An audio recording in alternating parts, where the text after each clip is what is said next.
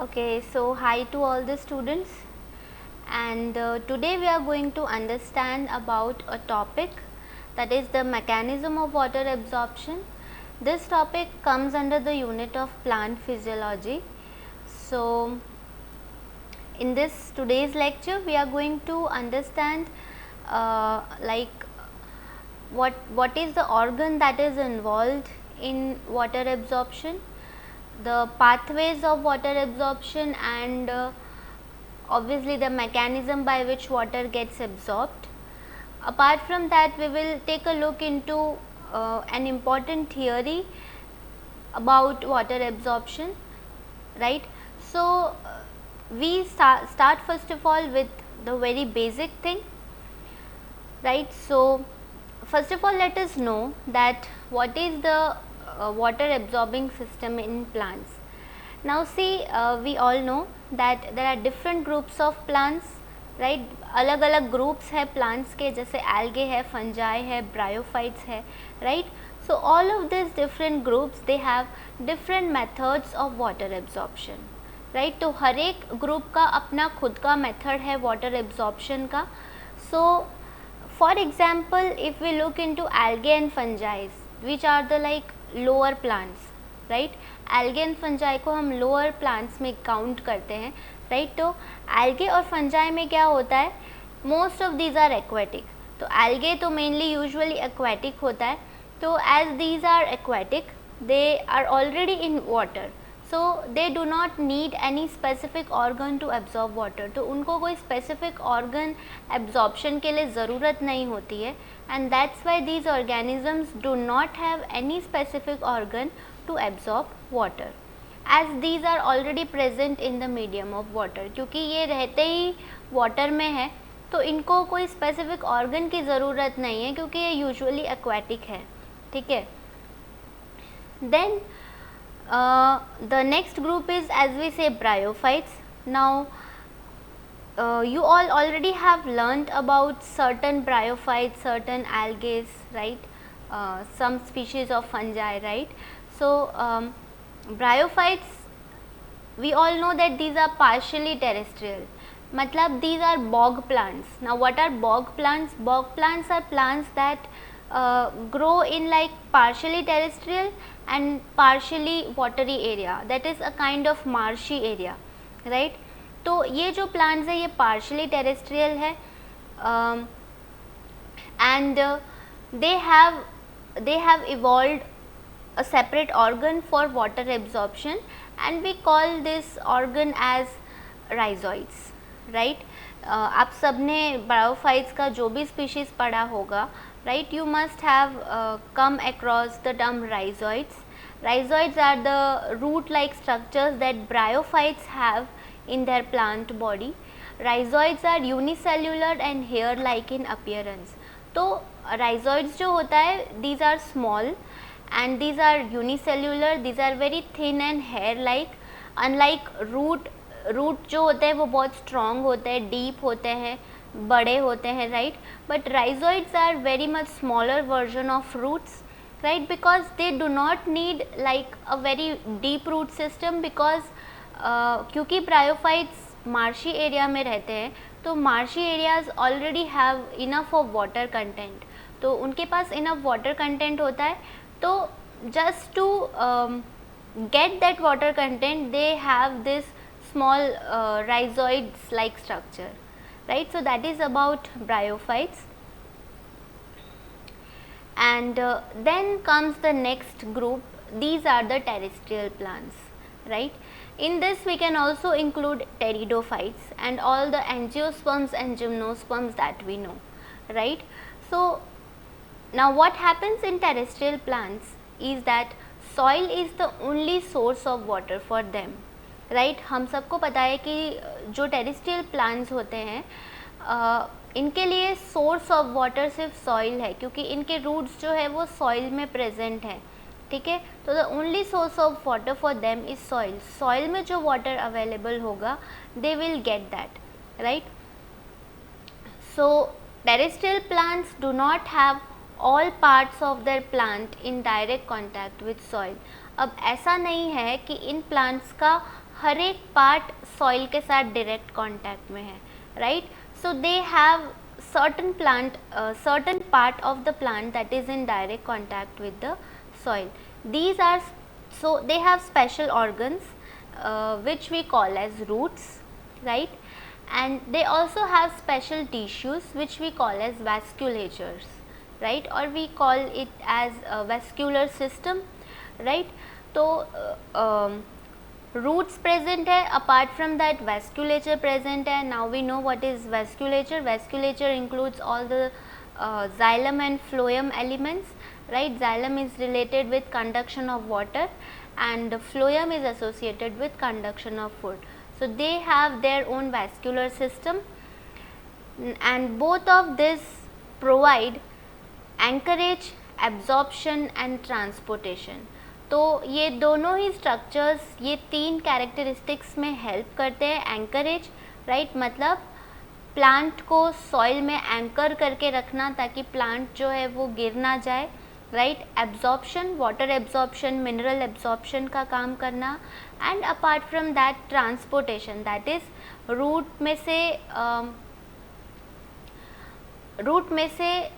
Root ने water तो लिया सॉइल में से, but it has to reach right up to the leaves, right, and that is called transportation. So एक cell से दूसरे सेल में और फिर वहाँ से water has to reach right up to the top of the plant, right, so that is called transportation.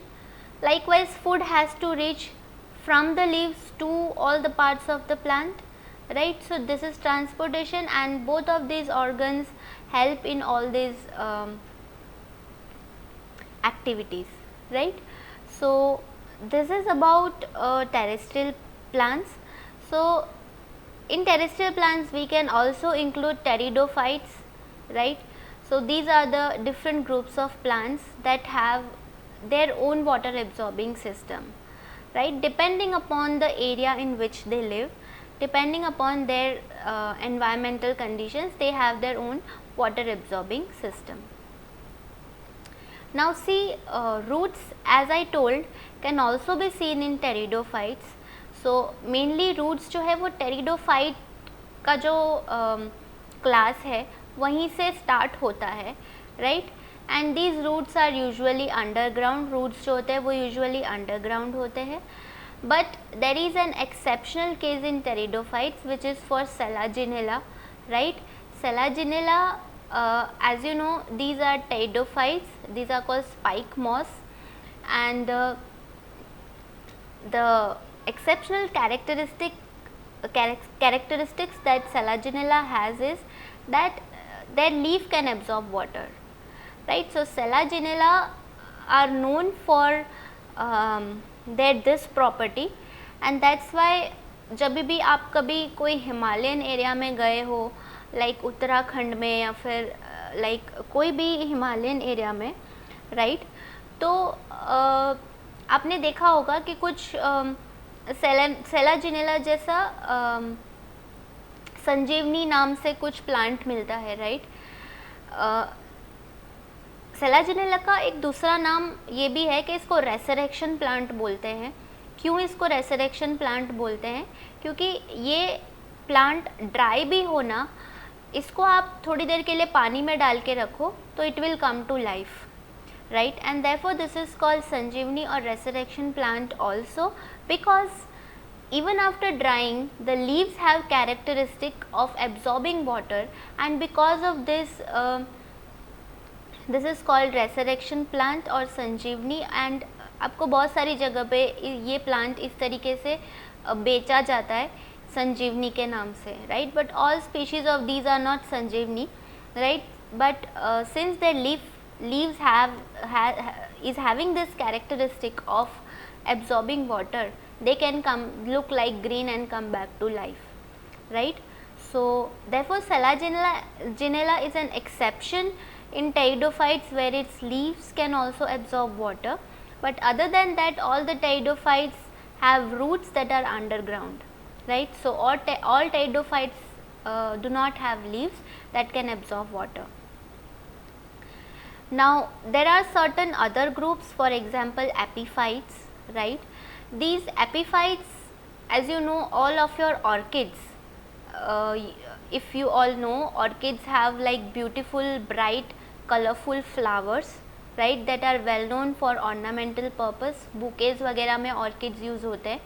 So epiphytes are mainly orchids, and these are plants that have aerial roots. अब इनका जो root होता है वो aerial होता है, मतलब कि these roots they hang in air, right? तो अगर आप आपने ऑर्किड्स कभी देखा हो तो it grows on trees, right, and उसके जो रूट्स होते हैं, जो आप वाइट स्ट्रक्चर देख रहे हैं, these are roots of the orchid, these roots are aerial, right, मतलब ये जो रूट जो है वो एयर में है, right. So these roots have special tissue which is called velamen tissue. तो आप अगर इस स्ट्रक्चर को देखो, you can see that usually किसी भी रूट में after epidermis, that is after exodermis, there is nothing, but इस रूट के स्ट्रक्चर में आप देखो तो एपिडर्मिस के बाद there is this tissue which is called velamen tissue, right. Now this is only present in orchids. Now what is the function of velamen tissue? These tissues absorb water from atmosphere.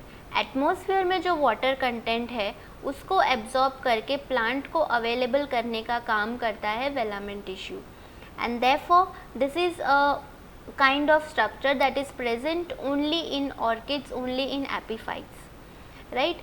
So like as we saw, every plant group have their own special kind of water absorbing system.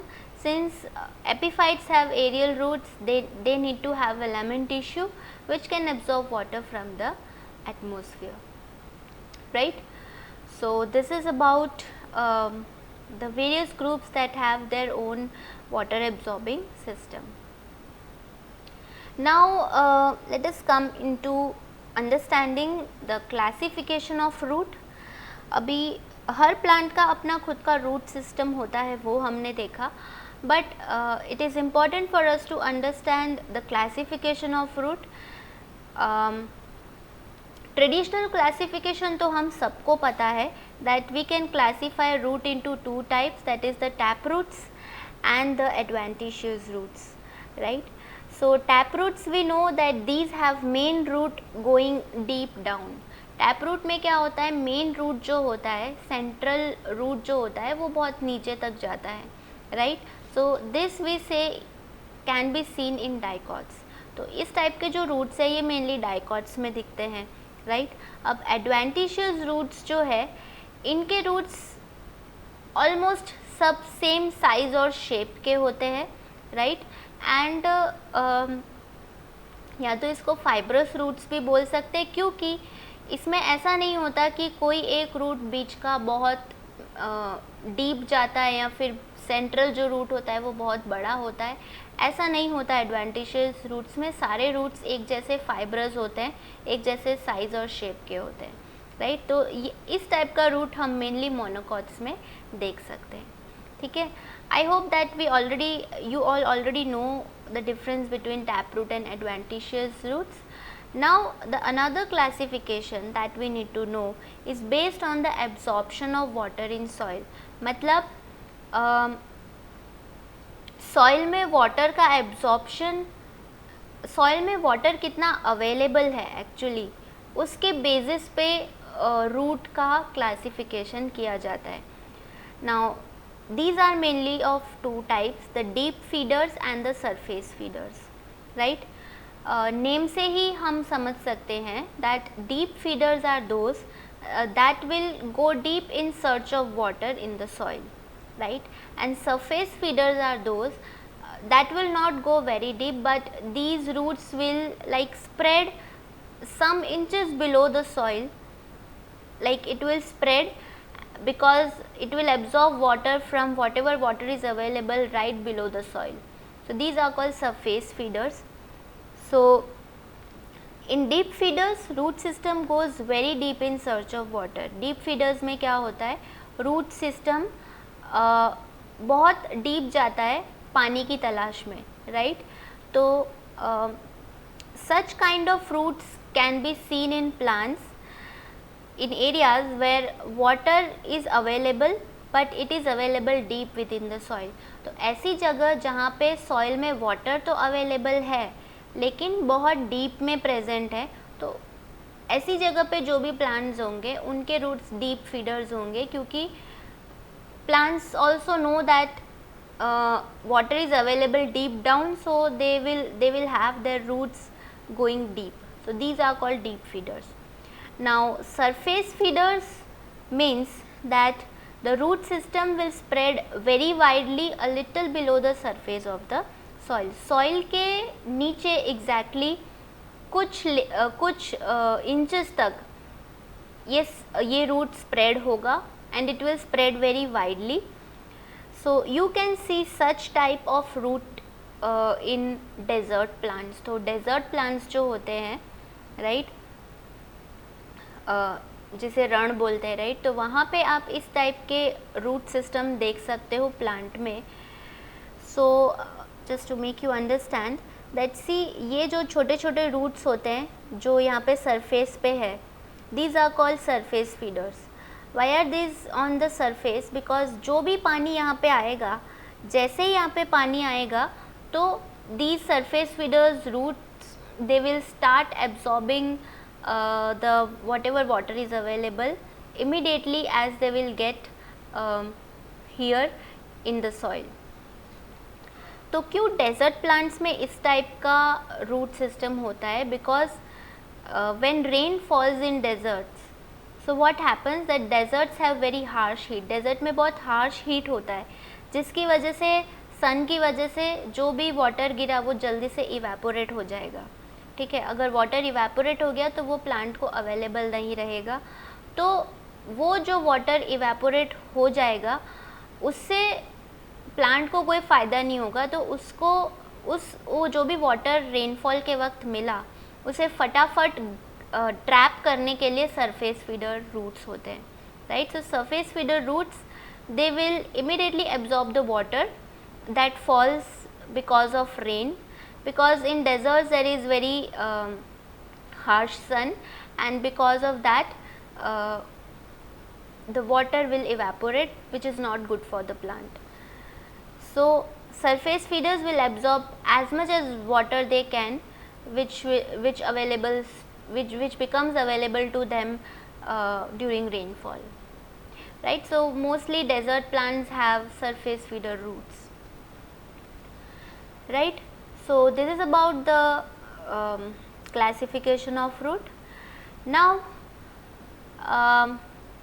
as we know, as we already are aware about the root system, now we'll go a little deep into the root system. So root system has ultimate branches. जो root system के end में branches होते हैं बहुत छोटे छोटे, these are called the root hairs. इनको बोलते हैं root hairs, right.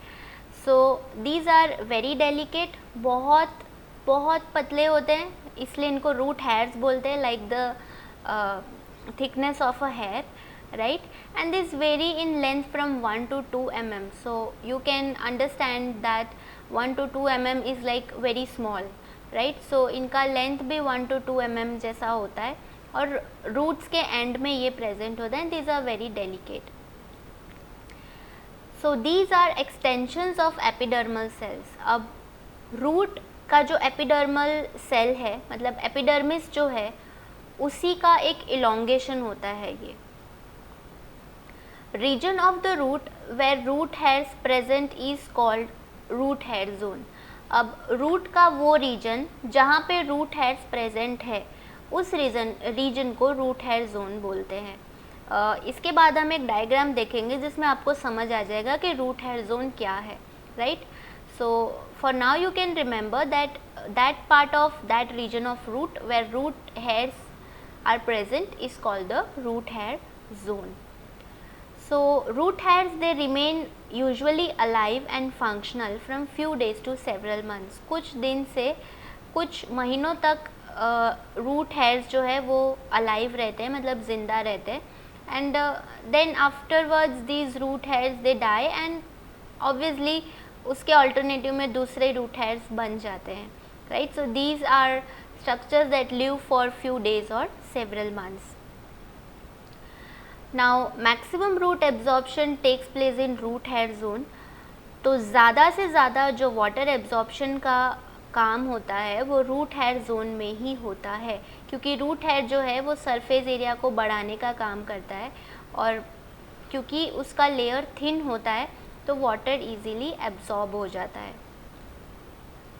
पर there are also some epidermal cells in the root tip which have no suberisation और क्यूटिनाइजेशन. कुछ एपिडर्मल सेल्स होते हैं जिसमें कोई सुबेरिन या क्यूटिन का लेयर नहीं होता. अब सुबेरिन और क्यूटिन क्या है? ये दोनों एक पॉलीमर है, कॉम्प्लेक्स पॉलीमर है, जो वाटर के लिए इम्परमिएबल होता है. ठीक है, तो कुछ एपिडर्मल सेल्स ऐसे होते हैं जिसमें कुछ भी सुबेरिन या क्यूटिन का लेयर नहीं होता, तो ऐसे सेल्स भी वाटर एब्जॉर्ब करते हैं, बट ऐसे सेल्स कम होते हैं और ज़्यादातर वाटर एब्जॉर्प्शन जो होता है वो रूट हेयर जोन में होता है. Now since we are talking about root hairs, we need to understand the structure of root hairs too, right? So this is how the root hair looks like, right? So as I said before, this is an elongation of epidermal cell. ये आपका root का reason है जैसे, तो ये जो epidermis का layer है उसी में से एक एपिडर्मल सेल का इलोंगेशन होता है रूट हेयर. मतलब कोई एक एपिडर्मल सेल जो है वो लेंथ में इंक्रीज होता है और रूट हेयर बनता है. This extends at right angle to the piliferous layer. I'll make you understand what is piliferous layer in another diagram, and then I can explain you this statement. Now right now we move towards the next point, which says that absorptive capacity of the root can be identified by the number of root hairs present per unit area.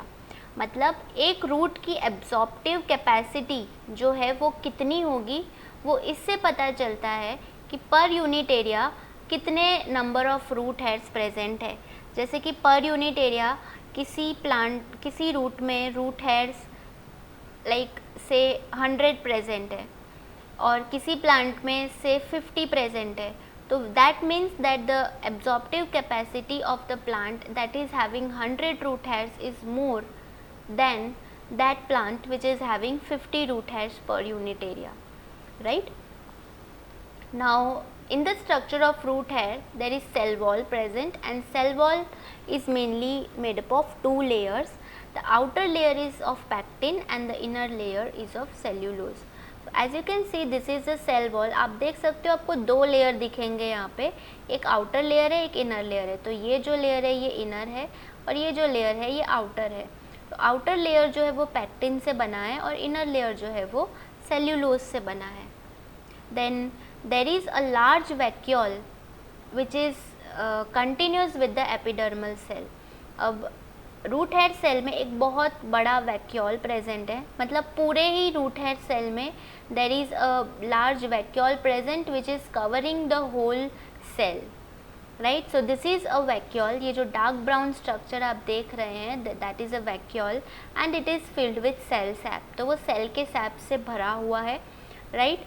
And this vacuole is continuous with the epidermal cell. ये जो cell था वो पहले epidermis का cell है, उसी का elongation है, तो उसी के वैक्यूल के साथ रूट हेयर सेल का वैक्यूल कंटिन्यूस है, मतलब कोई ब्रेक नहीं है दोनों के वैक्यूल के बीच में. Then between the vacuole and inner cell wall thin layer of cytoplasm is present. तो ये जो वैक्यूल है और इनर सेल वॉल जो है दोनों के बीच में एक साइटोप्लाज्म लेयर प्रेजेंट है. इफ़ यू सी यहाँ पे ये जो डॉटेड आपको एरिया दिख रहा है लाइट ब्राउन वाला, that is the cytoplasm. Because vacuole जो है वो बहुत बड़ा है तो उसने पूरा सेल का जगह लिया हुआ है, तो साइटोप्लाज्म पूरा साइड में हो जाता है. सो ये जो आपको डॉटेड एरिया दिख रहा है that is the cytoplasm, right. And nucleus of epidermal cells controls the activity of root hair. So by this we mean that there is a single nucleus present here in the cytoplasm of the root hair cell. So what we need to know is that this nucleus is of this epidermal cell itself. यहाँ पे जो epidermal cell था उसका जो nucleus है वही nucleus यहाँ पे प्रेजेंट है बिकॉज ऑफ इलोंगेशन, एंड जो साइटोप्लाज्म है वो भी एपिडर्मिस का ही है जो यहाँ पे प्रेजेंट है because of elongation. So the cytoplasm is also in continuation with the cytoplasm of the epidermis, right, and the nucleus that you see is the nucleus of the epidermal cell only. So this means that the nucleus of the epidermal cell controls the activity of root hair. तो ये चीज़ ये बताता है कि एक ही nucleus है और वो एपिडर्मिस का है. तो एपिडर्मिस का जो न्यूक्लियस है वो रूट हेयर में क्या एक्टिविटी होती है वो कंट्रोल करता है, right. And the cell wall is permeable to water. तो मेनली जो सेल वॉल है रूट हेयर का वो वाटर के लिए परमिएबल है, and this is the reason कि यहाँ पे वाटर एब्जॉर्प्शन होता है. और साइटोप्लाज्म जो है that functions as a differently permeable membrane. मतलब साइटोप्लाज्म जो है वो कुछ चीज़ों को अलाउ करता है आने के लिए और कुछ चीज़ों को नहीं करता, right. So therefore this is said as a differently permeable membrane, right. So this is about the structure of root hair. Now this diagram I think you all already know. This is structure of a root tip. मतलब root का जो end होता है tip portion वो है ये. तो यहाँ पे सबको structure पता होगा, but just for your information, for your like revision I can say, this is the root cap region जो रूट टिप को प्रोटेक्ट करने का काम करता है. उसके थोड़े ही ऊपर यहाँ पे जोन ऑफ सेल डिवीजन होता है. So now you can recall the phases of growth that we had learned just a lecture before. इसके पहले जो लेक्चर मैंने शेयर किया था उसमें हमने फेजेस ऑफ ग्रोथ लर्न किए थे, जिसमें फेज़ ऑफ सेल डिवीजन था, फेज़ ऑफ सेल इलोंगेशन था और फेज़ ऑफ सेल मैच्योरेशन था. तो सिमिलरली यहाँ पे भी इसी टाइप से यहाँ पे जोन प्रेजेंट है. This is zone of cell division जहाँ पे कंटिन्यूसली सेल्स डिवाइड करते रहते हैं, right. So these are meristematic cells. Then about this here is the zone of cell elongation जहाँ पे सेल्स अब डिवाइड नहीं हो रहे पर they are increasing in length and width. so this is zone of cell elongation.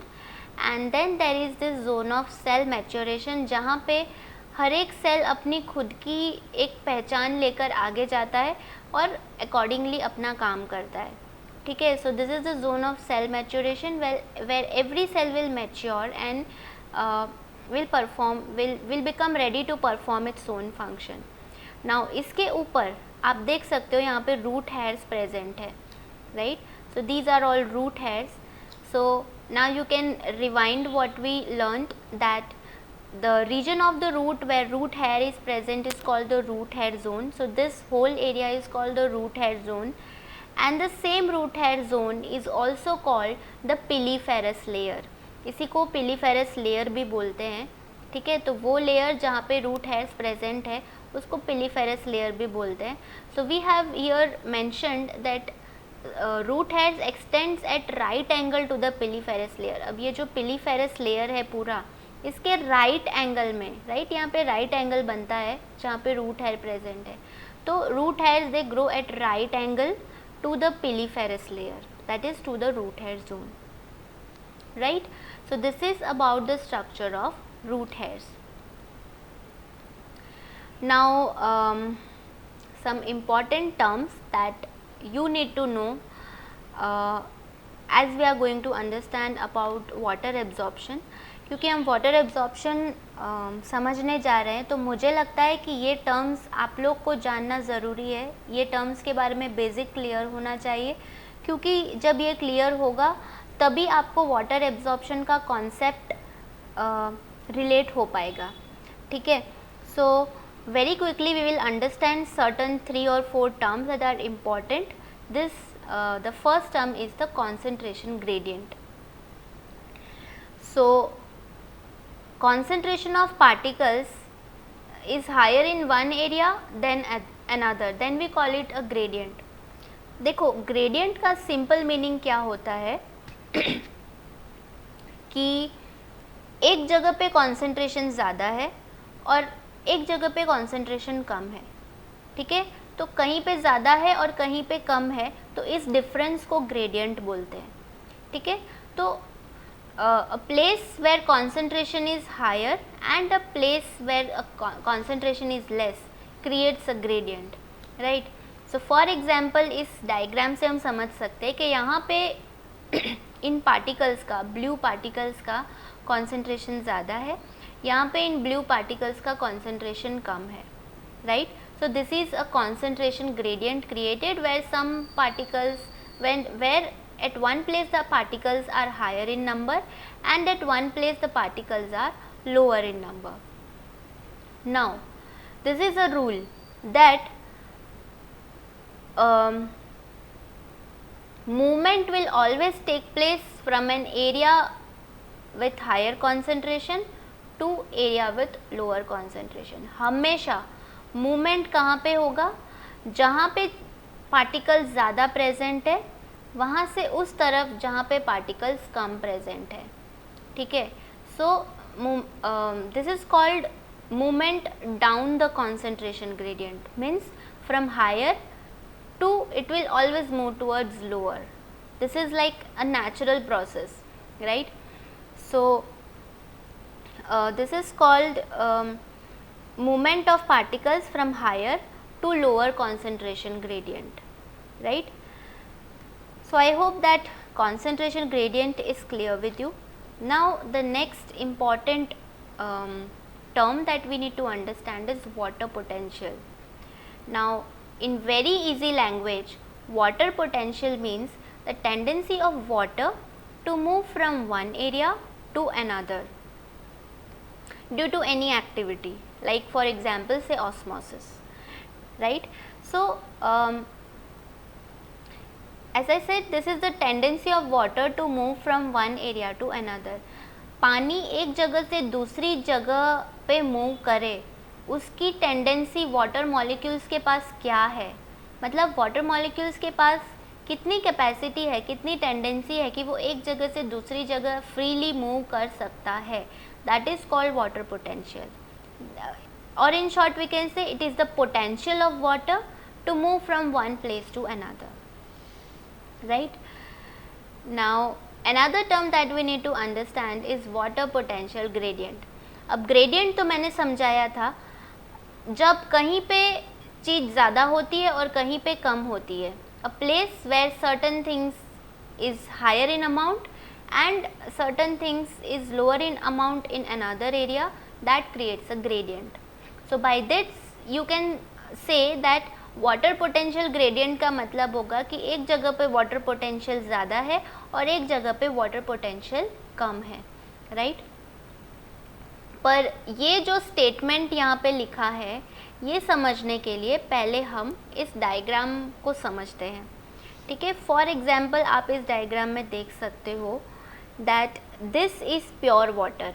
ये pure water है. Pure water से मेरा मतलब है ऐसा वाटर जिसमें सॉल्यूट्स नहीं है, जिसमें कोई इम्प्योरिटीज़ नहीं है. So water in which there are no solutes present, no impurity is present is called as pure water, right. तो इसको प्योर वाटर बोलते हैं.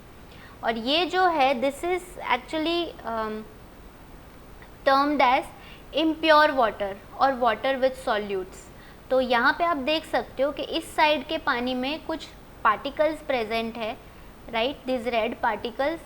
सो when there is solutes present in water, that water can not be called as pure water, that is impure water, right. तो pure water का water potential, ये जो sign है ये वाटर पोटेंशियल का है. प्योर वाटर का वाटर पोटेंशियल हमेशा ज़ीरो होता है, right. So this is the water potential of pure water where there are no solutes. The water potential here is zero, right. And the water potential of impure water will always be negative.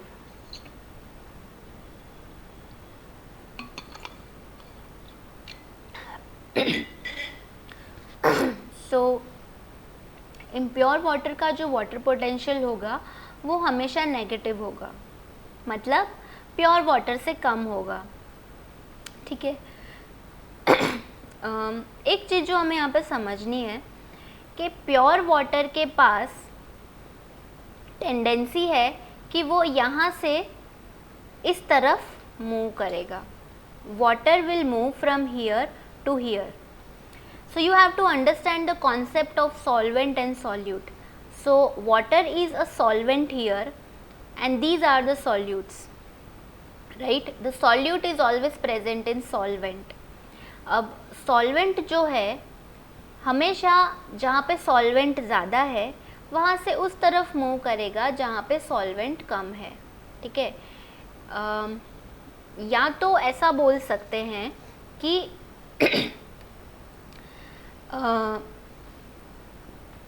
जहाँ पे solute जो है, जहाँ पे solute ज़्यादा है उस तरफ मूव करेगा।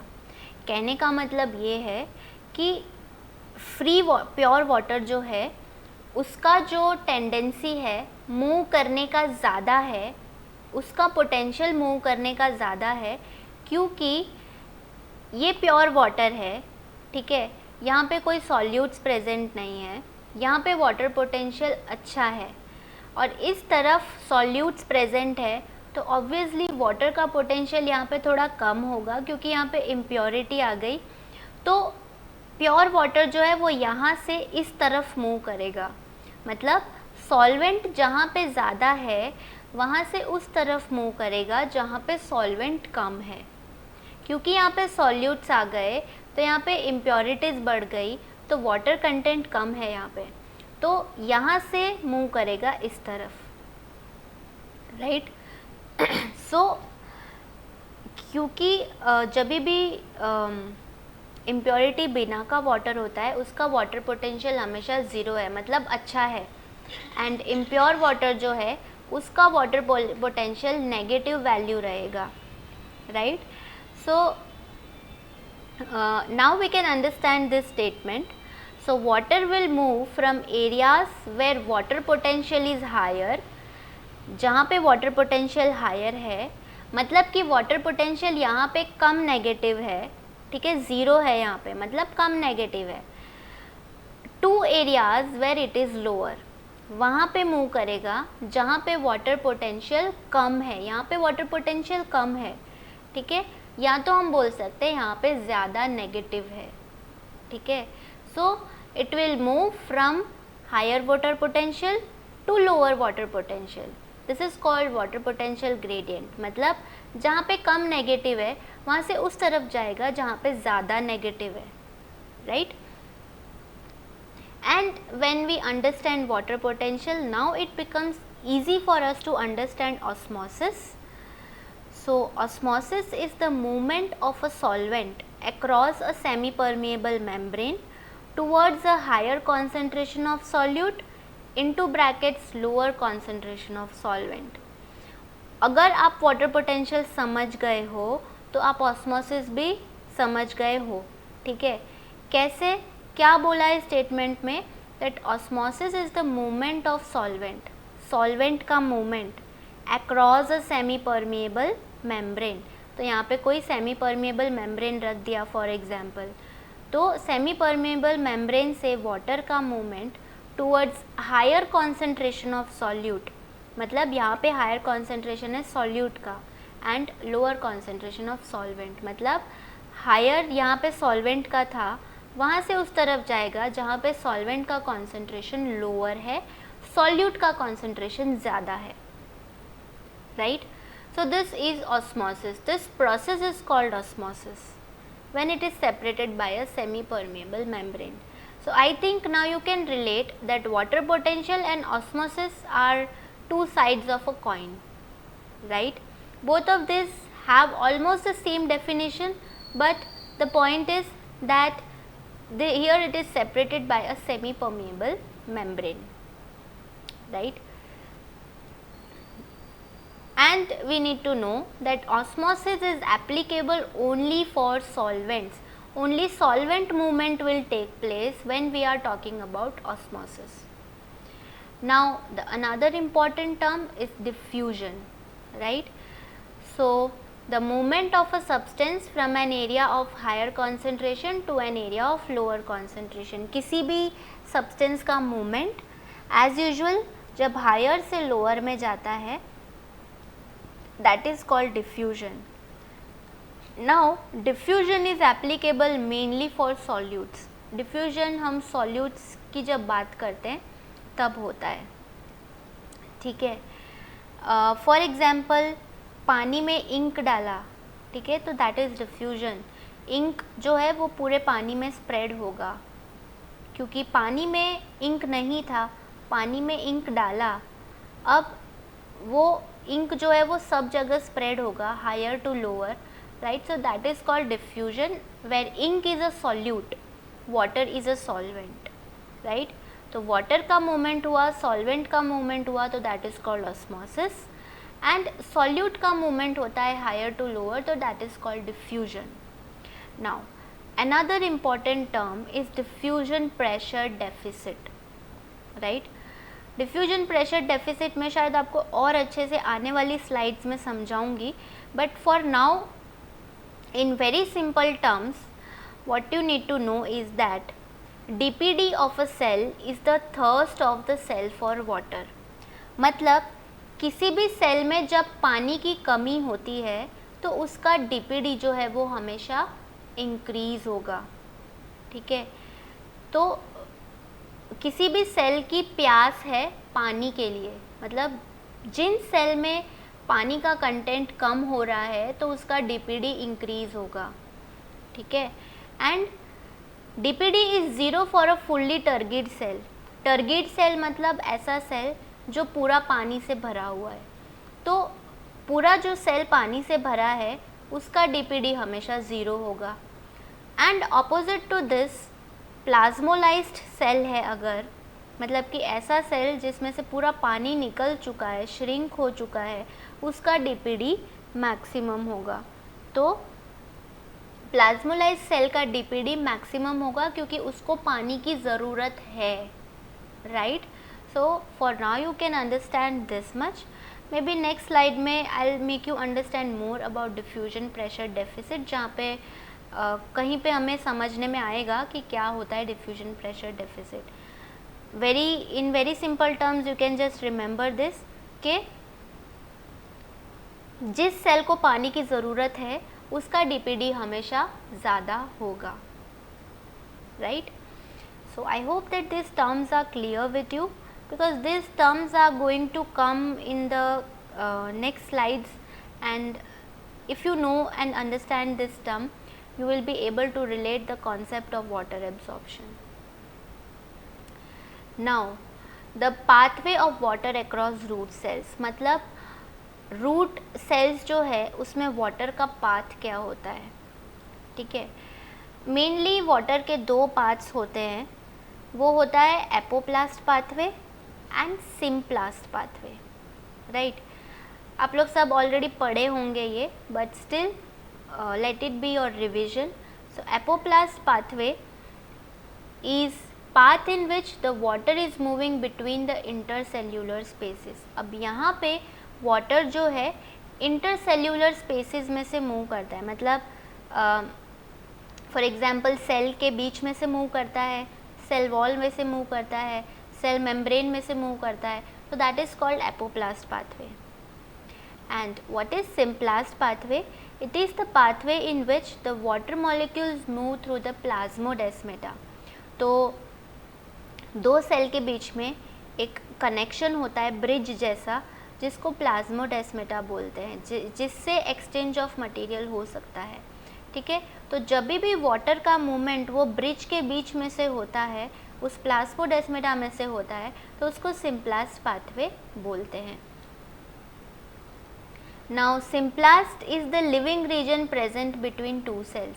टू सेल के बीच में जो लिविंग रीजन है, मतलब जो ब्रिज है, उसको सिम्प्लास्ट बोलते हैं. सो इसको लिविंग रीजन इसलिए बोलते हैं क्योंकि सेल के अंदर जो प्रोटोप्लाज्म है वो लिविंग होता है, तो दो सेल को अगर कोई ब्रिज कनेक्ट करता है तो ऑब्वियसली वो प्रोटोप्लाज्म दो सेल के बीच में एक्सचेंज होता है, राइट। तो वो जो रीजन है वो लिविंग रीजन है, और symplast is a term given to this living region. So symplast pathway takes place mainly in endodermis, जो कि सिम्प्लास्ट जो है वो ऑल ओवर हर जगह सब सेल्स में होता है, बट मेनली एंडोडर्मिस में तो सिम्प्लास्ट पाथवे ही होता है। क्योंकि एंडोडर्मिस का जो वॉल है that is impervious to water because of casparian strips. Endodermis में कुछ स्ट्रिप्स होती है जिसको कैस्पेरियन स्ट्रिप्स बोलते हैं।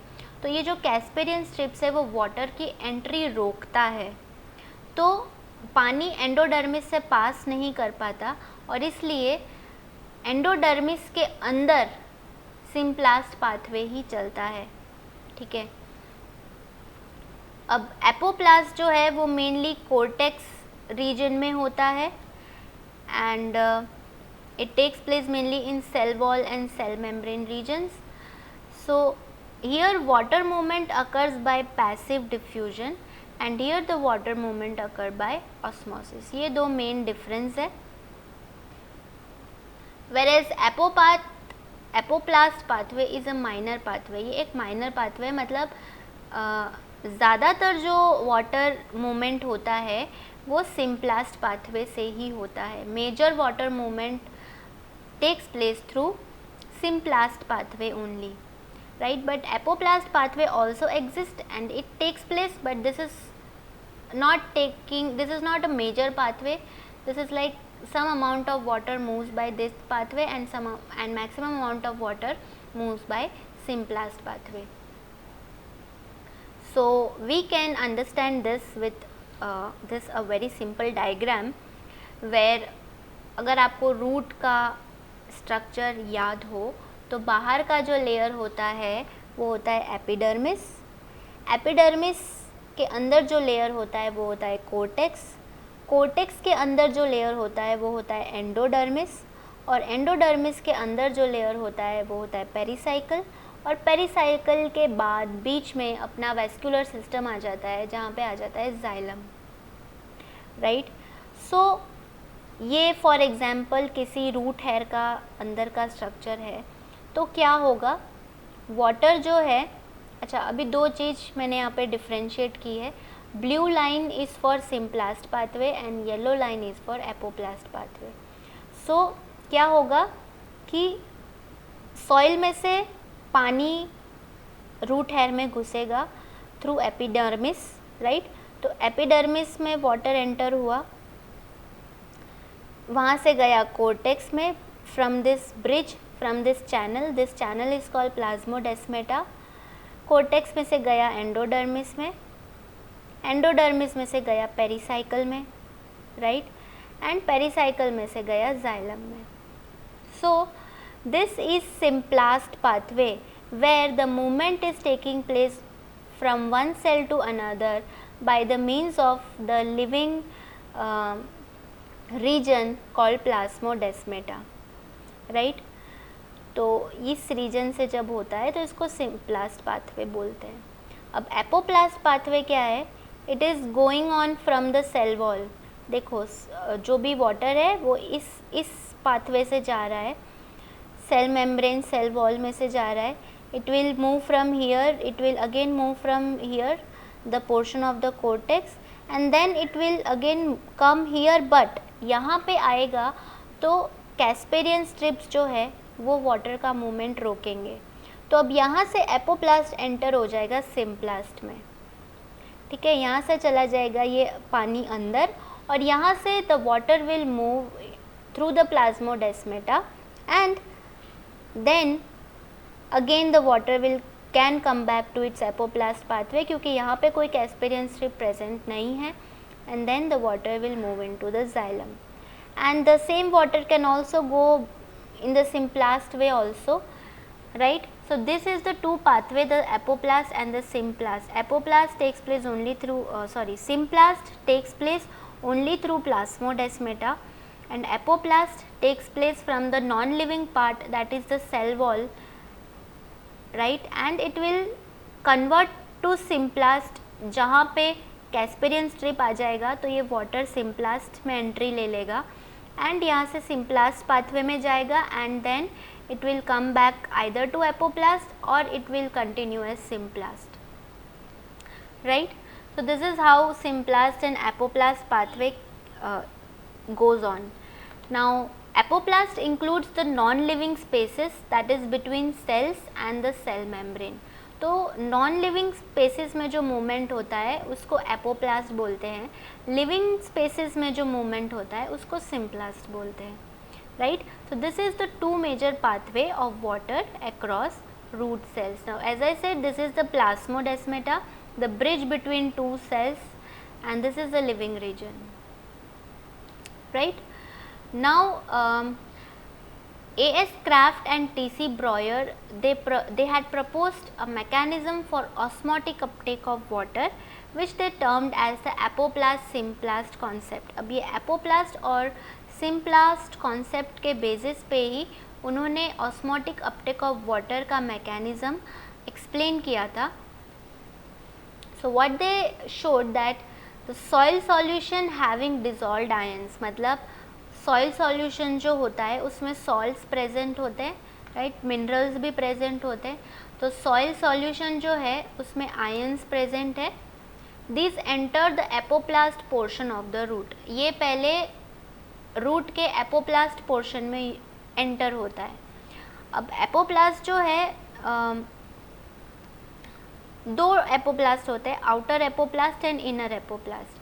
Now you can remember that outer apoplast मतलब एंडोडर्मिस के पहले का जो रीजन है that would be outer apoplast, that is the cell and cell membrane of epidermis, cortex and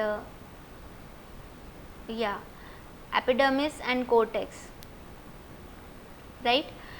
and endodermis के बाद का जो एपोप्लास्ट है that would be pericycle and xylem, right? So the soil solution from the root hair will enter the apoplast portion of the roots and then the ions will enter symplast at the cost of respiratory energy. तो जो ions है वो apoplast से symplast में enter हो जाएंगे and these ions are actively transported through the symplast till they reach the inner apoplast. अब apoplast से सिम्प्लास्ट में कन्वर्ट हो जाएंगे when they reach the endodermis, वही जो मैंने एक्सप्लेन किया था, एंड तब तक सिम्प्लास्ट चलता रहेगा till they reach the inner apoplast. So तब तक सिम्प्लास्ट चलेगा जब तक वो एंडोडर्मिस के उस साइड वाले पोर्शन में नहीं पहुंच जाते जहाँ पे पेरिसाइकल है. तो that is called the inner apoplast and this creates an osmotic gradient across the cells of the root from the epidermis to the xylem vessels. अब इसकी वजह से एक ऑस्मोटिक ग्रेडियंट क्रिएट होता है कहाँ पे, रूट का जो सेल है और xylem from the epidermis to the xylem vessels. Now as I said osmotic, osmosis word बार बार आएगा, ग्रेडियंट वर्ड बार बार आएगा. तो अगर आप ग्रेडियंट समझ गए हो तो आप ऑस्मोटिक ग्रेडियंट भी समझ गए होंगे, राइट. ग्रेडियंट का मतलब जहाँ पे कहीं पे चीज़ ज़्यादा है और कहीं पे चीज़ कम है, तो जहाँ पे ज़्यादा है वहाँ से कम की तरफ जाएगा. तो ऑस्मोटिक ग्रेडियंट क्रिएट हुआ इस मूवमेंट की वजह से. अब ऑस्मोटिक ग्रेडियंट कैसे क्रिएट हुआ कि वाटर एंटर हुआ, पेरिसाइकल तक आया, ठीक है, मतलब रूट सेल जो है उसमें वाटर अच्छे से प्रेजेंट है और जाइलम सेल जो है उसमें वाटर कम प्रेजेंट है. तो एक ग्रेडियंट क्रिएट हुआ जिसको बोलते हैं ऑस्मोटिक ग्रेडियंट.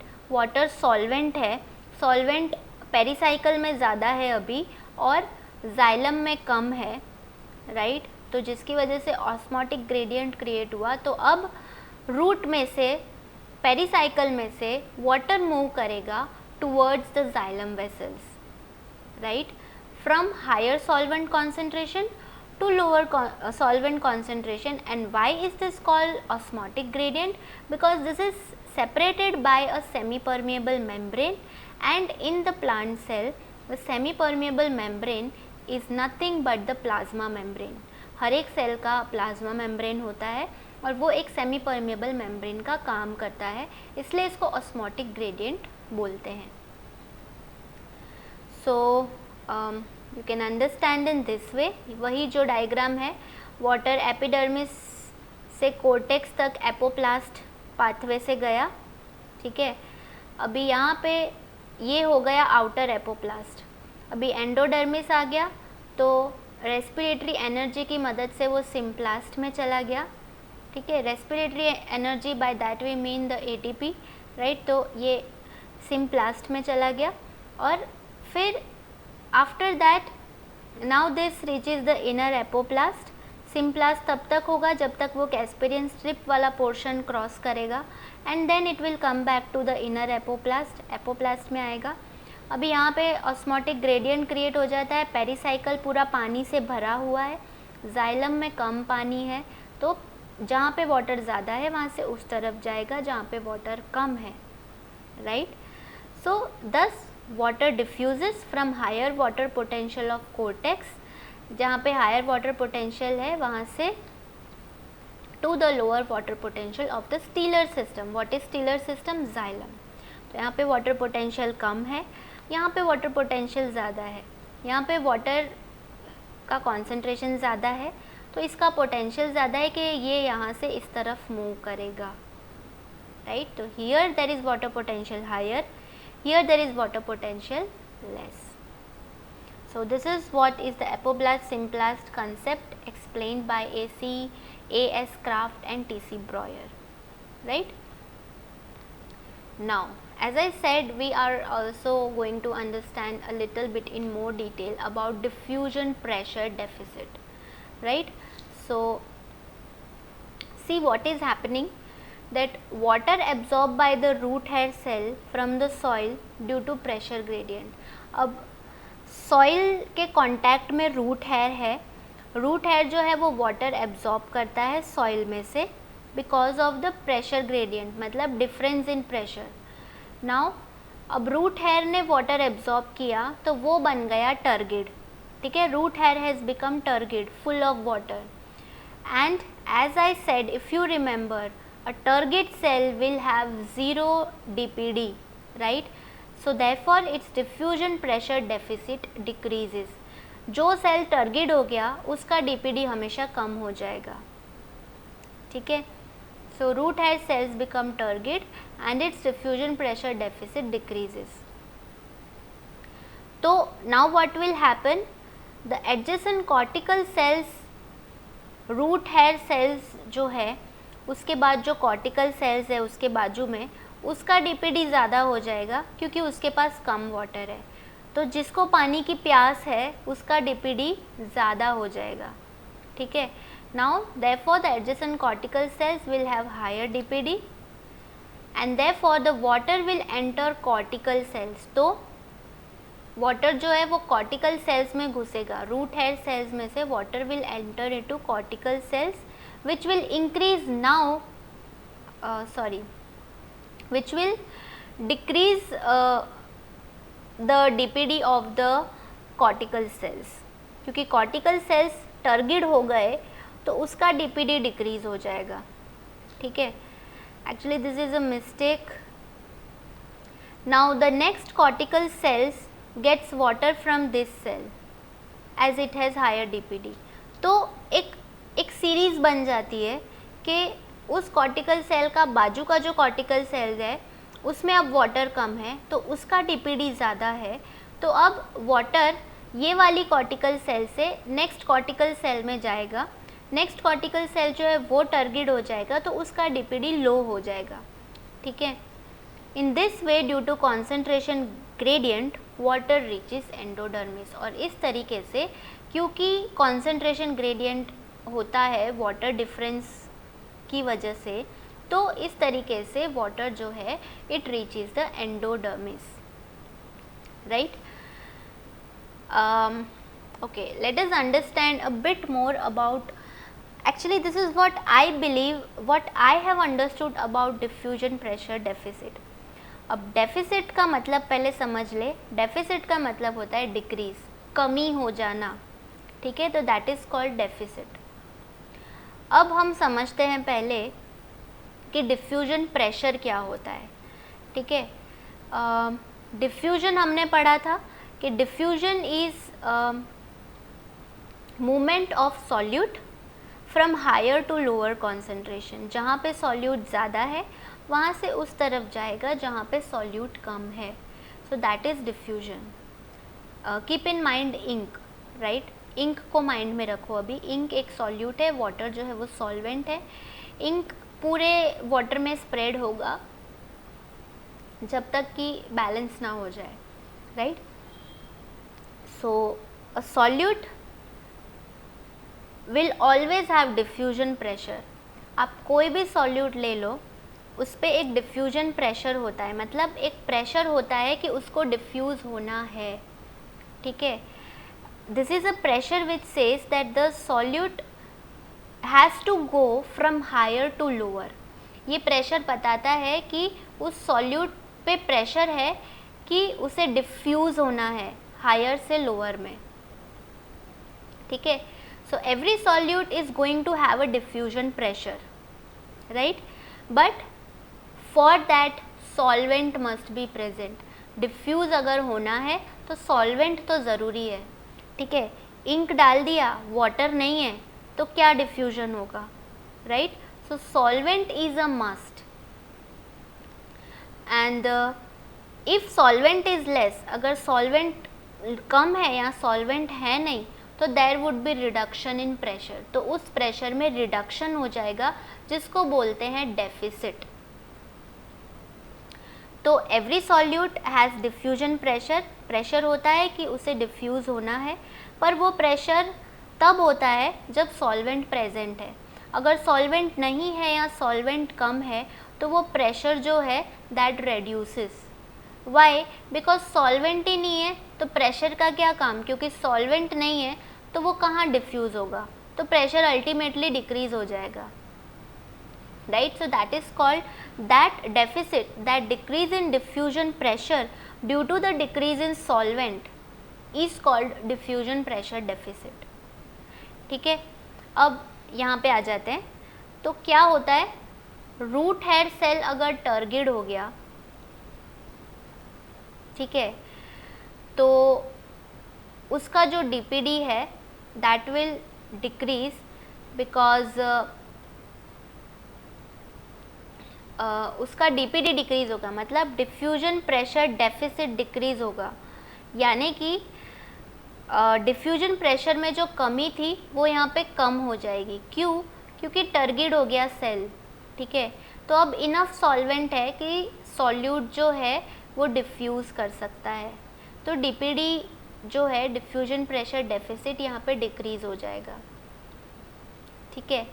अब जब सेल एम्प्टी होता है, खाली होता है, यानी कि जब सेल में सॉल्वेंट कंटेंट बहुत कम होता है, जैसे कि प्लाज्मोलाइज्ड सेल में, ठीक है, तो वहाँ का क्या होगा, डीपीडी बहुत ज़्यादा होगा, यानी कि डेफिसिट ज़्यादा होगा। कहने का मतलब ये है कि डेफिसिट ज़्यादा होगा, कमी ज़्यादा होगी।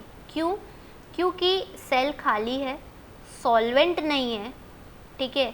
सॉल्वेंट नहीं है तो डिफ्यूजन कहाँ पे होगा, तो अल्टीमेटली डिफ्यूजन प्रेशर जो है वो उसका खाली सेल का जो डिफ्यूजन प्रेशर डेफिसिट है वो अल्टीमेटली कम हो जाएगा, ठीक है। खाली सेल में क्या होगा, if there is no solvent there would be reduction in pressure, pressure कम हो जाएगा, so that reduction in pressure is called diffusion pressure deficit, right. So that deficit will increase in a plasmolized cell.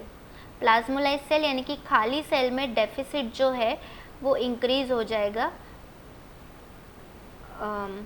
Because what will happen that there is no solvent present. Right. So that is about diffusion pressure deficit. कहने का मतलब ये है कि अगर cell खाली है, solvent नहीं है, तो डिफ्यूजन कहाँ पे होगा? तो सॉल्यूट का डिफ्यूज़ करने का जो प्रेशर है वो कम हो जाएगा. ठीक है, तो that is called deficit. So therefore as a cell will become turgid, उसका डिफ्यूजन प्रेशर डेफिसिट जो है वो डिक्रीज़ होगा, क्योंकि टर्गिड सेल के पास इनफ वाटर है कि उसका डिफ्यूजन सॉल्यूट का जो डिफ्यूजन है वो हो सकता है. ठीक है. So therefore there will be an decrease in deficit in a turgid cell. Rather, I should say there is decrease in deficit. I think DPD is getting confused. You can say that there is decrease in deficit in turgid cell and there is increase in deficit in plasmolysed cell. Plasmolysed cell में deficit increase होगा, खाली cell में deficit increase होगा, right? Yeah, so that is about diffusion pressure deficit. I think फिर भी अगर नहीं समझ आया है तो you can ask me, we will understand this personally, right. Now let us understand a little bit about passage cells. अब जैसे हम बोलते हैं कि एंडोडर्मिस जो है वहाँ से वाटर पास नहीं कर सकता, पर एंडोडर्मिस के पास there is a thin wall cells between the endodermal cells. These are called the passage cells. In fact, we can say that endodermal cells का ही एक modification होता है passage cell, right? तो आप इस डायग्राम में देख सकते हैं, this is root है, this is epidermis, cortex, यहाँ से पानी जाता है, and this layer is endodermis, right?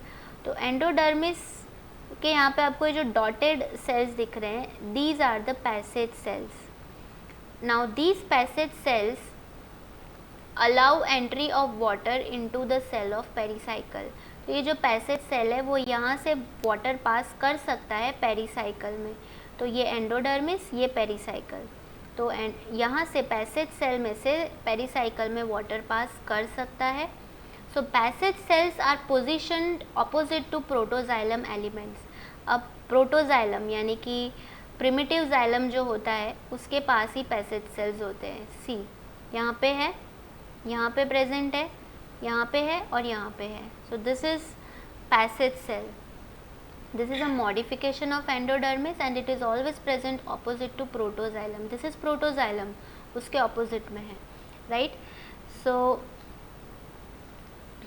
now these passage cells they will allow entry of water into the cell of pericycle. pericycle में water की entry allow करेगा, जिसकी वजह से pericycle बन जाएगा turgid, right? and protoxylem will have higher DPD. protoxylem का DPD ज़्यादा होगा क्योंकि protoxylem में पानी कम है और pericycle में पानी ज़्यादा है. ठीक है, तो प्रोटोजाइलम में डेफिसिट बढ़ जाएगा. ठीक है, and due to this what will happen that they will absorb water from pericycle. तो प्रोटोजाइलम जो है वो पेरिसाइकल में से वाटर ले लेगा, right. So this is a unidirectional flow of water that can happen through passage cells, right. Now coming to mechanism of water absorption, there are two methods.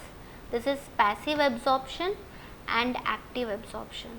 अब जब passive absorption हम बोलते हैं तो passive और active जब हम बात करते हैं तो usually biology में active absorption का मतलब होता है use of energy, right? and passive absorption का मतलब होता है without the use of energy, that is without the use of ATP, right?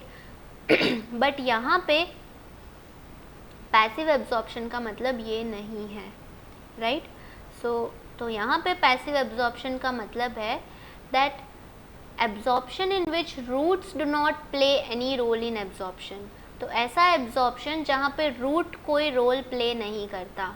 Passive absorption का ये मतलब है कि रूट जो है यहाँ पे पैसिव है, रूट जो है यहाँ पे एब्जॉर्प्शन का कोई काम नहीं करता, ये थियोरी ऐसा बोलती है, ठीक है। So this means that then what are the forces that causes water absorption to happen?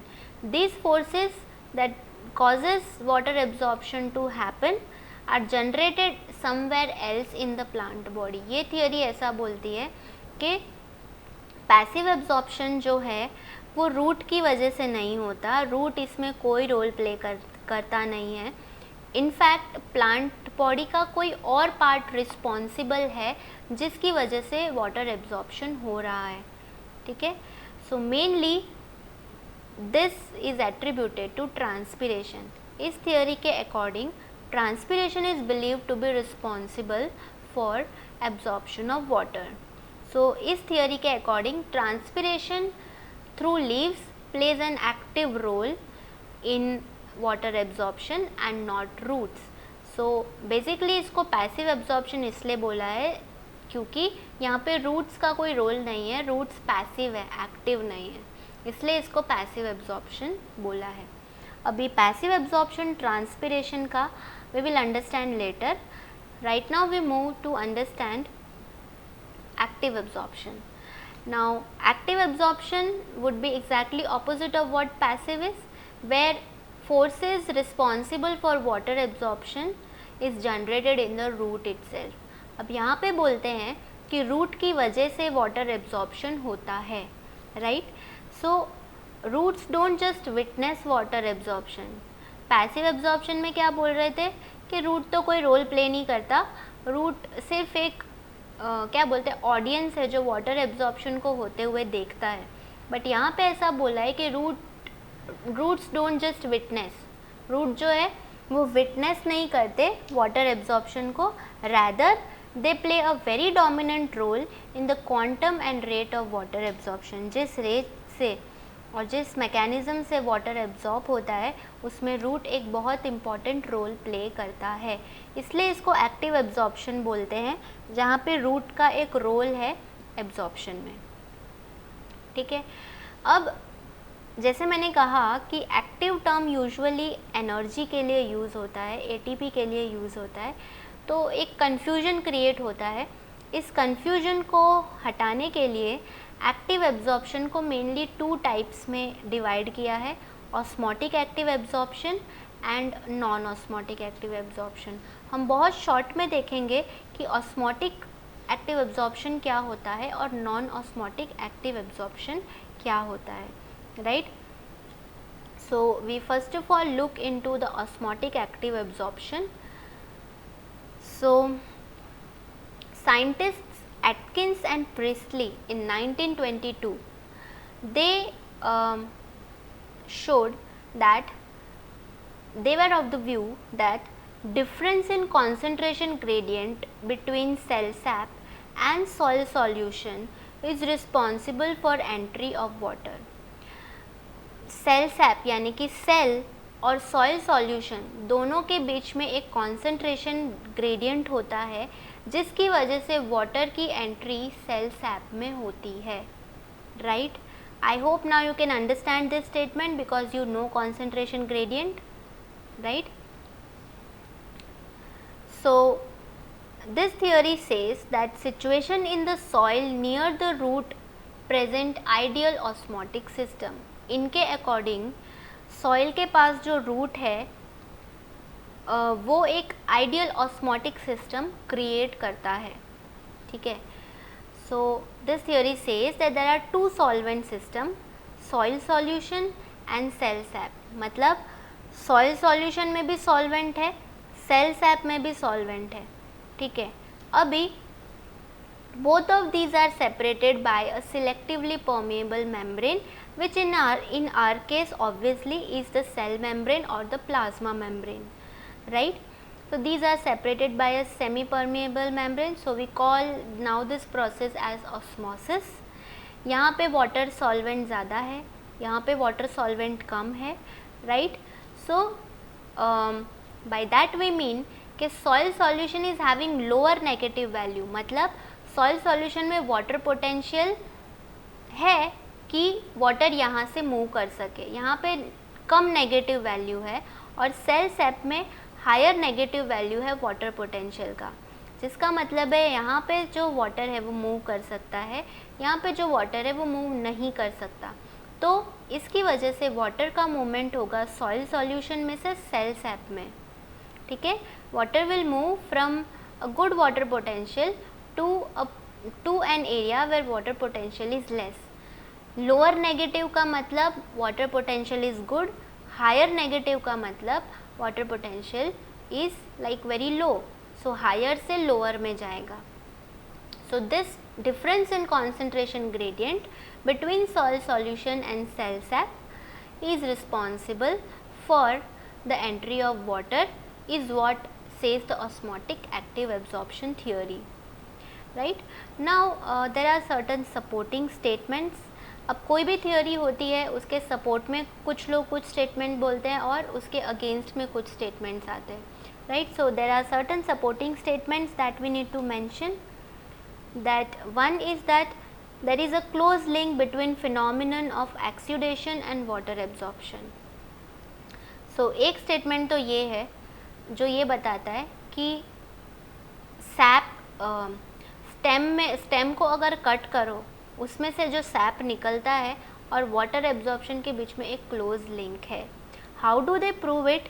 That अगर एक एक्टिवली वाटर एब्जॉर्बिंग प्लांट, मतलब कोई प्लांट है जो एक्टिवली वाटर एब्जॉर्ब कर रहा है कंटिन्यूसली, ठीक है, उस प्लांट को आप डीकैपिटेट करो, मतलब उस प्लांट के स्टेम को कट करो, तो what will happen that the sap will exude out of the cut end of the stem. SAP जो है उस प्लांट का वो तुरंत स्टेम को जहाँ से कट किया वहाँ से बाहर आ जाएगा. So this means that there is osmotic active absorption going on, right? Now one another point says that xylem cells always have high concentration of solutes due to release of sugars into them by adjoining parenchyma cells. अब एक supporting statement ये आता है कि xylem cell जो है उसमें हमेशा कॉन्सेंट्रेशन ऑफ सॉल्यूट ज़्यादा रहता है, ठीक है. क्यों ज़्यादा रहता है?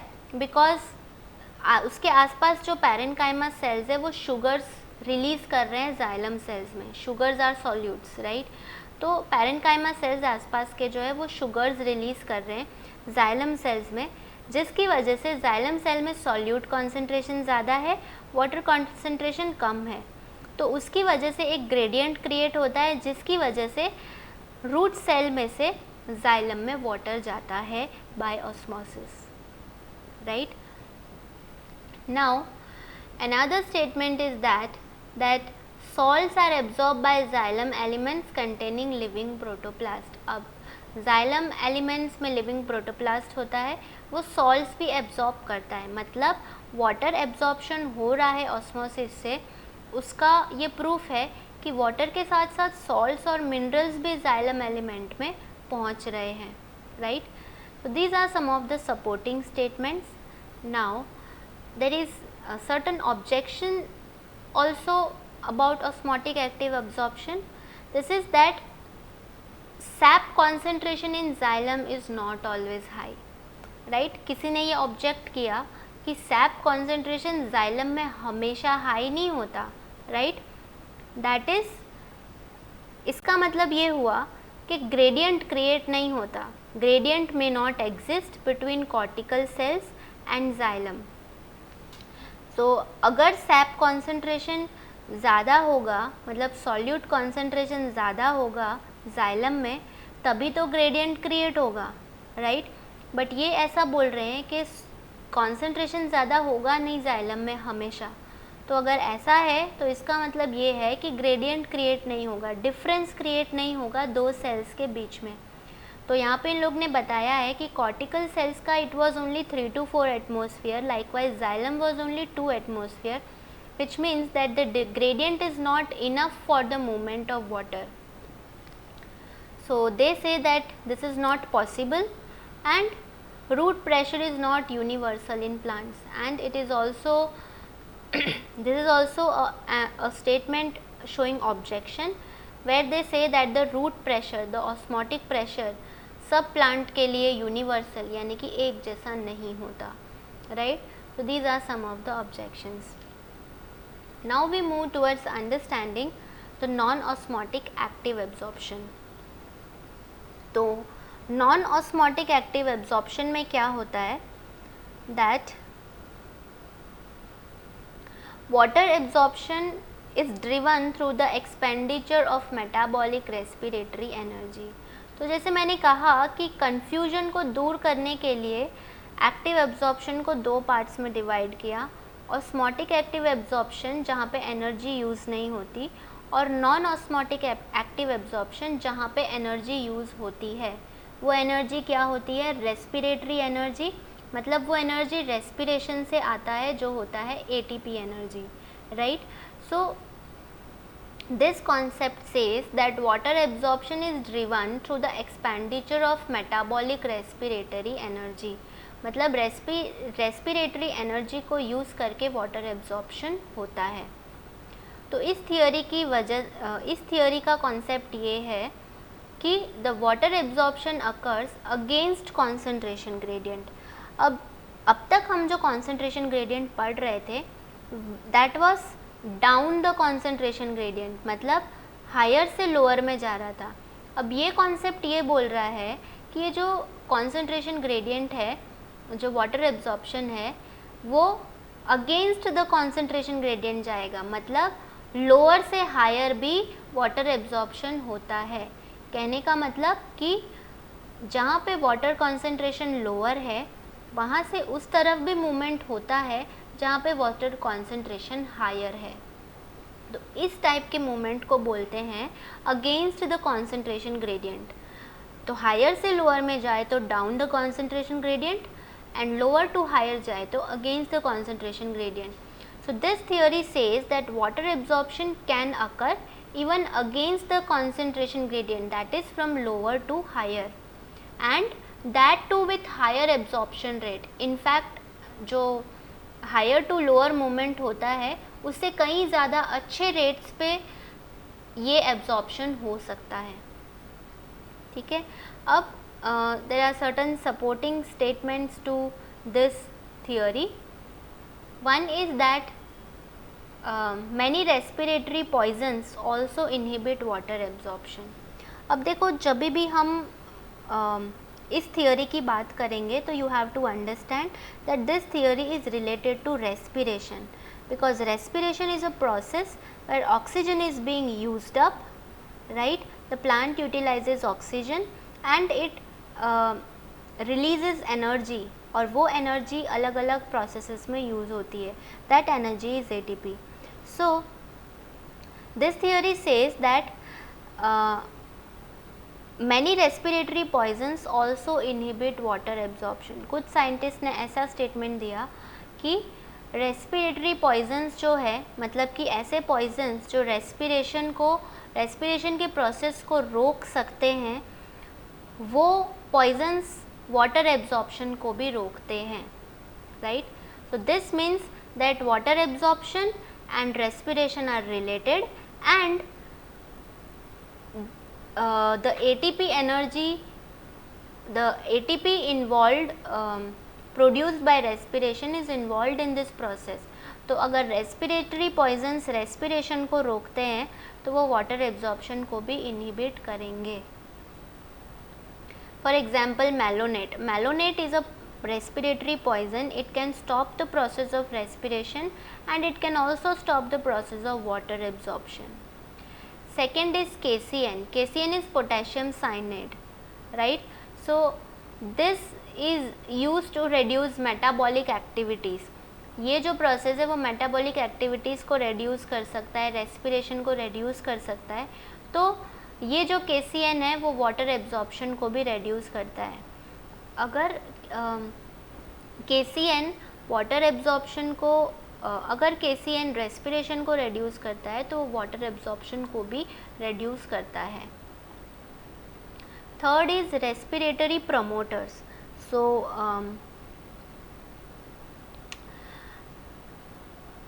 प्रोमोटर्स मतलब कि ऐसे मॉलिक्यूल्स या तो केमिकल्स जो रेस्पिरेशन को इंक्रीज़ करते हैं।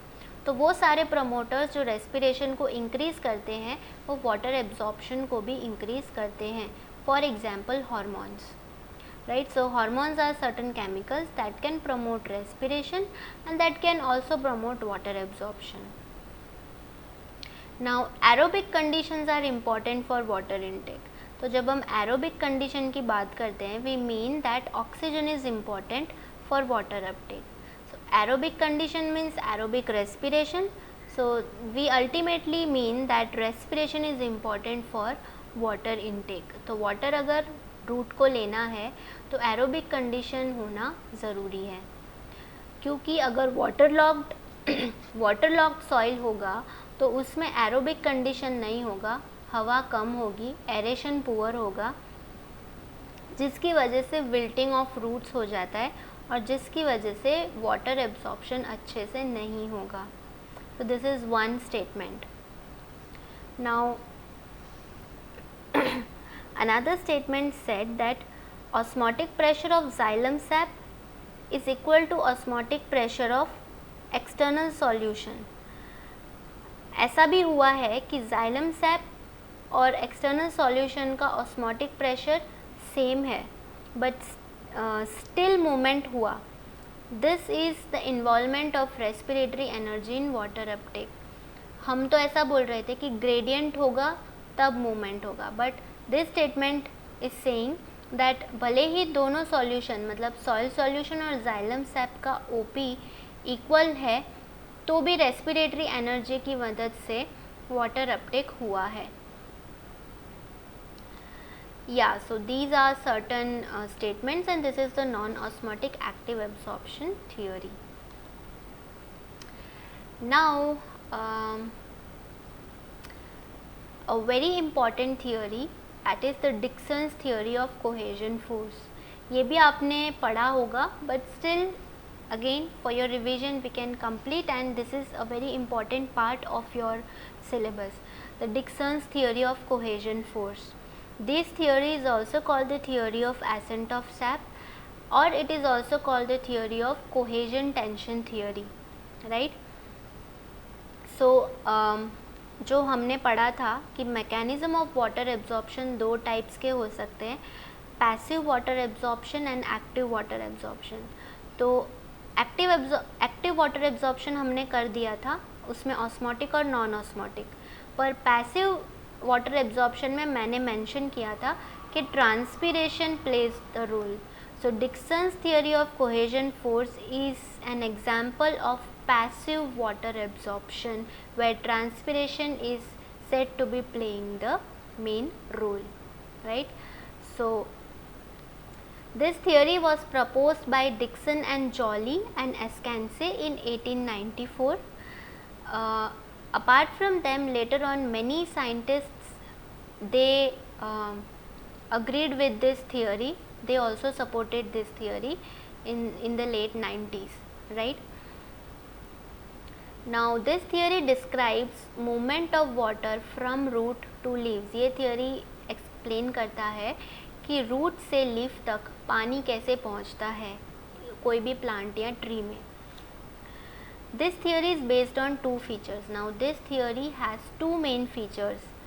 This is the cohesion and adhesion properties of water molecules to form an unbroken continuous water column in the xylem, जिसको कैपिलरी एक्शन भी बोलते हैं, ठीक है. तो एक तो वाटर की कोहेजन और एडेजन प्रॉपर्टी बहुत इंपॉर्टेंट रोल प्ले करती है, एंड दूसरा इस थियोरी का पार्ट है ट्रांसपिरेशनल पुल और tension exerted on that water column. Water column तो कोहेजन एडेजन की वजह से बनता है, बट जो टेंशन क्रिएट होता है उस कॉलम पे ऊपर जाने के लिए, that is because of the transpirational pull, right? So very briefly we need to know what is cohesion. पर हमने जो properties of water का lecture किया था उसमें I have already explained what is cohesion adhesion. From that only I have taken this, that water molecules that have strong mutual force of attraction is called cohesion. And so this is cohesion. एक जैसे molecules जो है, water are same type of molecule, they get attracted to each other, this is called cohesion.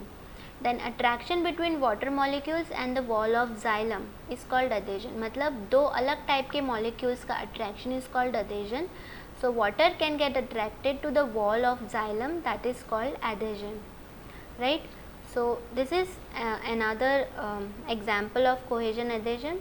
ये जो है ये wall of xylem है, ये वाटर मॉलिक्यूल्स है. तो दो वाटर मॉलिक्यूल्स के बीच का attraction is called cohesion, and water molecule and wall के बीच का bonding is called adhesion, right. So this is cohesion and adhesion. Now since the second feature is transpirational pull, we also need to know that what is transpiration. It is the loss of water from a plant in the form of water vapor, right. Plant के surface, leaf surface में से पानी का निकल जाना water vapour के form में, उसको बोलते हैं transpiration, right. This happens via the plant's stomata. Plant का जो स्टोमेटा है उसमें से होता है. Stomata is a tiny closable pore like structure on the surface of leaves. और ये स्टोमेटा प्रेजेंट होता है लीफ के सरफेस पे, पोर लाइक स्ट्रक्चर होता है, ठीक है. तो this is the loss of water from a plant in the form of water vapour. So ये जो आपके लीव्स हैं उसमें स्टोमेटा प्रेजेंट होते हैं छोटे छोटे, जिसमें से वाटर मॉलिक्यूल एटमॉस्फेयर में रिमूव हो जाता है, निकल जाता है इन the form of water vapour, right. So this theory based on the second feature is also called the transpirational pull theory, where it is said that the transpirational pull is responsible for the ascent of sap from the root to the top of the plant. So this theory has mainly four names: Dickson's theory of cohesion force, cohesion tension theory, theory of ascent of sap, and transpirational pull theory. Now this is what is the Dickson's theory of cohesion force, that we can understand with this diagram, right. Ascent of sap I think बचपन से पढ़ते आ रहे हैं, and still हमारे syllabus का part है, and a revision is always good. So this is what is explained in the Dickson's theory of cohesion force. आप ये diagram देख सकते हैं. What will happen that by osmosis water from soil will reach xylem of roots. Osmosis की वजह से ये जो है ये सब soil particles है, ये root hair है. तो osmosis की वजह से मतलब soil में क्योंकि water ज़्यादा है, root hair में कम है, ठीक है. तो यहाँ पे water potential negative है root hair में, जिसकी वजह से water जो है from soil it will reach the xylem of roots. तो root hair में पहुँचेगा, ठीक है. So water molecule will enter from outer solution to the inside of the root, and then this water will start moving upward into the xylem. ये आपका xylem है, ठीक है. Now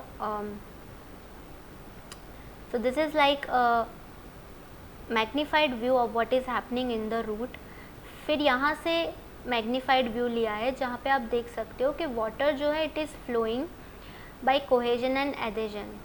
So this is cohesion, दो water molecule के बीच में, and this is adhesion, water molecule और xylem wall के बीच में, right. So this is happening, and due to this a continuous water column is formed, right. This water column reaches right up to the top of the plant जहाँ पे leaves present है. These all are mesophyll cells. Mesophyll cells are green cells that perform the function of photosynthesis. So the water molecules, they will reach up, and this water will then get evaporated by the because of the process of transpiration through stomata. So this small opening that you see is the stomata, where this is stoma, and the water molecules they start moving out in the form of vapor. And क्योंकि transpiration की वजह से ये पुल create होता है, तो नीचे के हर एक सेल जो है वो टेंशन में आते हैं, जो टेंशन ऊपर से नीचे की तरफ पास होता है और जिसकी वजह से the water they move from root hair right up to the top of the tallest plant. Now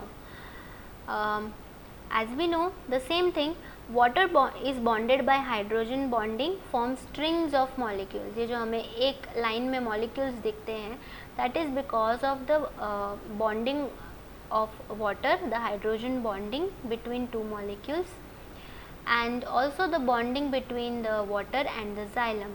So xylem are tubular structures extending from root to top of the plant. xylem क्या है?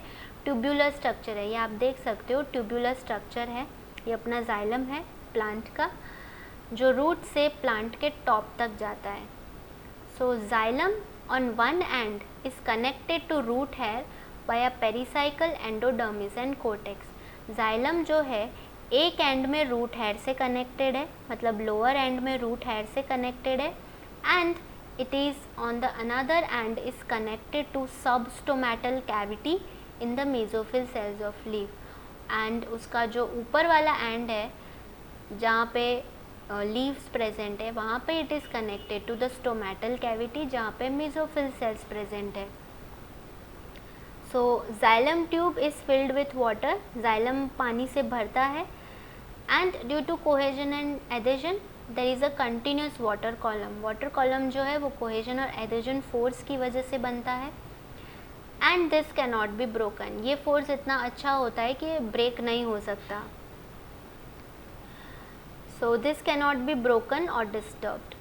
Now this upward force is mainly due to negative force or tension. अब ये ऊपर जो movement हो रहा है वो क्यों हो रहा है? क्योंकि negative force अप्लाई हो रहा है, टेंशन हो रहा है नीचे की तरफ.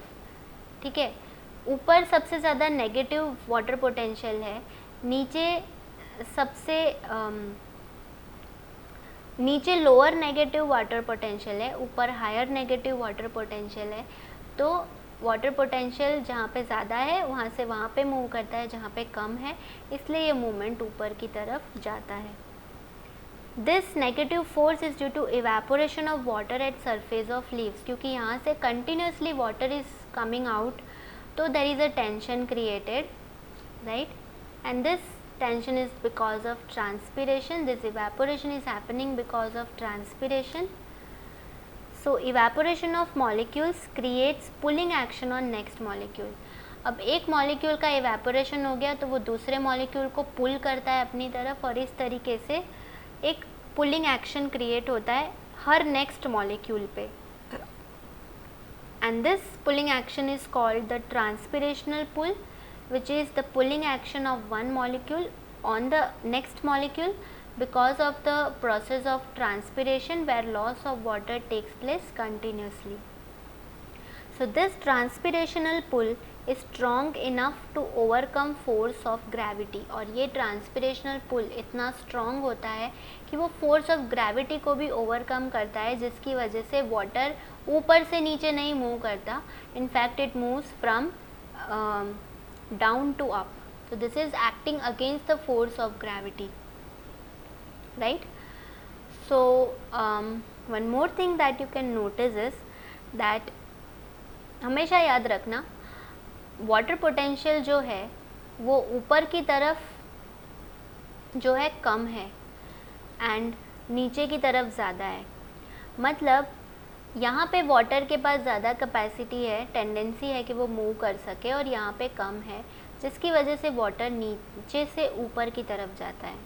ठीक है, मतलब यहाँ पे लोअर नेगेटिव वैल्यू है, यहाँ पे हायर नेगेटिव वैल्यू है, जिसकी वजह से water potential water keeps moving from down to up, right? So this is called the ascent of sap. मतलब सेल का जो सैप है वो नीचे से ऊपर की तरफ कैसे ascent होता है, कैसे मूव करता है. This is the theory of the about Dixon's theory of cohesion force, right? Now see what is happening, that evaporation of water molecules takes place in the atmosphere. क्योंकि एटमॉस्फेयर में water molecules जा रहे हैं तो mesophyll cells में higher DPD है तो mesophyll cells क्या हो रहा है, it is becoming devoid of water, तो वाटर कम है तो डीपीडी ज़्यादा है, ठीक है। Then this will attract water in xylem to mesophyll cells, so attraction of water will takes place in xylem to mesophyll cells, so xylem में से मेसोफिल सेल्स में वाटर जाएगा, in turn xylem will become devoid of water and this will create tension in xylem.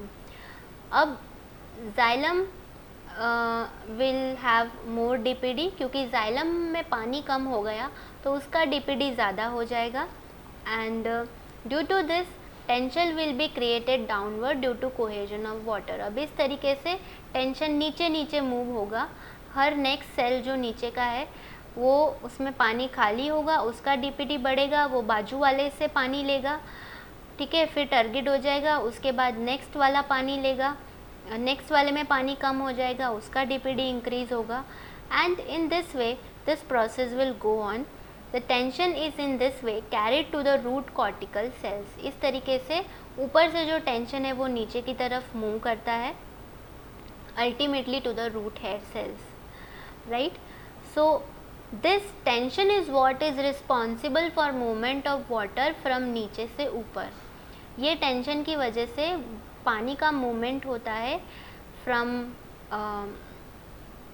Downward, from the down portion to the up portion, from root to the leaves, and the tension is always from ऊपर से नीचे. Tension हमेशा ऊपर से नीचे की तरफ carry forward होता है और इस टेंशन की वजह से मूवमेंट ऑफ पानी होता है नीचे से ऊपर.